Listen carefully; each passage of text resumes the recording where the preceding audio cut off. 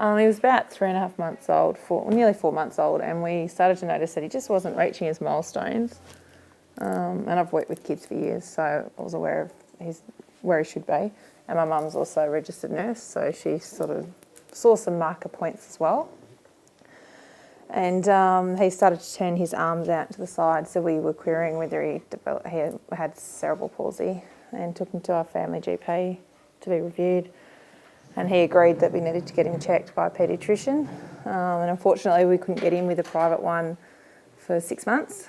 So even that was with the GP ringing up to make the appointment. So we went into ED with a referral at PMH, and yeah, just went from there and saw a whole pile of doctors that didn't think we'd be seeing so many doctors in one hit. And it just, jumped on the roller coaster ride then and haven't gotten off. So he basically spent 4 days in hospital. Had a myriad of tests. He had a Fontanelle ultrasound, EEGs, multiple bloods, just to see what was going on. And then a neurologist came on board, and we were told the news that his brain hadn't developed properly in utero, and he was diagnosed with lissencephaly, which basically means he has a smooth brain, and he also would at some stage develop epilepsy, and had global developmental delays at that point as well. And then within 5 days of being discharged, he had his first seizure. Everything changed. We suddenly had to go to early intervention clinics. We had a paediatrician and a neurologist who we saw regularly. He was started on some medication to help with the high tone in his arms and to try and relax them. And then after his first seizure, he was started on a second medication.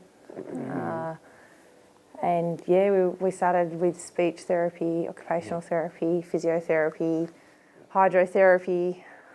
It just, started regular chiropractic care as well. And then as we progressed, more specialists were added on.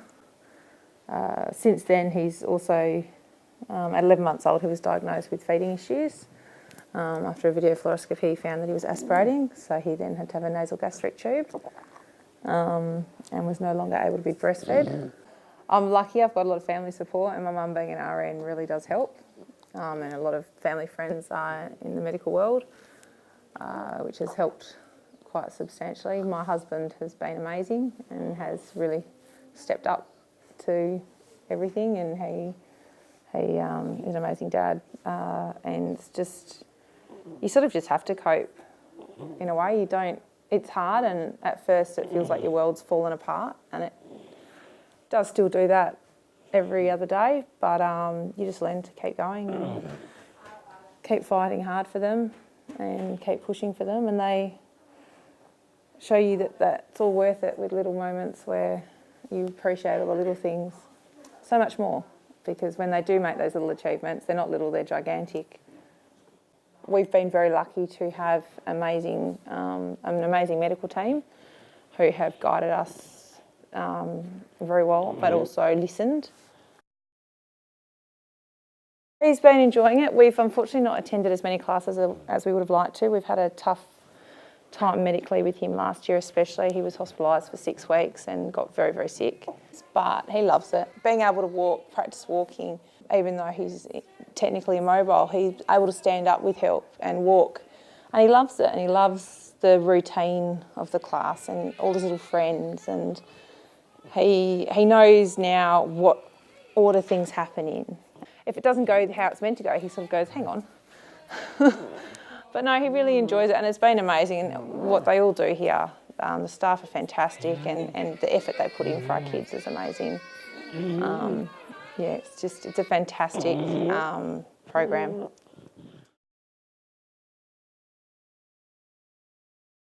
The biggest thing I can say is just stand up and fight for your child, and fight for what your gut says, because a mum's gut instinct is always right. And we've had that proven multiple times, And we've been lucky in that his medical team have listened and have actioned, put things into action to help prepare or to try and be proactive and prevent things happening. But just listen to your gut, listen to that little voice inside that tells you, no, hang on a second, I'm not happy with this, or no, something's going on, and push for it and push for things to be checked. Stay away from Google. Don't go on Google if you can help it. Wait until you know what's going on and talk. Just keep asking questions. If you ask the same question over and over again, that's fine. Just keep asking it until it sinks in. Take notes. When you go into appointments, bring a list of things that you've been thinking about. Have a notebook. Whenever you think of anything, I want to ask this, write it down and bring that notebook with you.